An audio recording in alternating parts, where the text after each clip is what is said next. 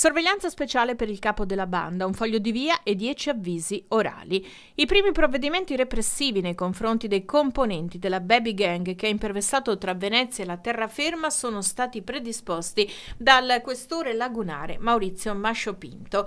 Le disposizioni riguardano i maggiorenni del gruppo che si è reso responsabile di aggressioni e pestaggi senza motivo. Il più violento, un 18enne mestrino, non potrà uscire di casa per 2 anni, dalle 22 alle 7 del mattino, e non potrà frequentare pregiudicati. Il foglio di via riguarda un trevigiano, mentre 10 avvisi sono ammonimenti tutt'altro che blandi. Sono tutti provvedimenti che sono l'anticamera di misure di sicurezza che possono arrivare sino all'arresto. Una linea dura, ha dichiarato il questore, per far capire a questi ragazzi che sappiamo chi sono e che devono cambiare orientamento o rischiano. La competenza per quanto concerne i minorenni riguarda invece il Tribunale dei minori, i cui esponenti hanno partecipato al vertice che si è tenuto sul tema in prefettura a Venezia.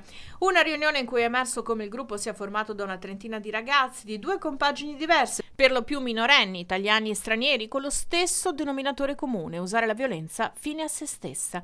Il sindaco di Venezia ha chiesto azioni repressive immediate per essere da monito a chi abbia velleità di proseguire impunito, mentre il prefetto ha sottolineato come si sia solo all'inizio dell'applicazione dei provvedimenti sanzionatori. Oltre a punire gli autori, è prevista una stretta sul monitoraggio dei locali pubblici in cui si ritrovano i ragazzini violenti, con obbligo di chiusure anticipate o di chiusure per quelle attività che vendano alcolici ai minorenni. Alla repressione va affiancata la prevenzione, è emerso durante il vertice, per cui ci sarà un tavolo interdisciplinare per arginare il fenomeno.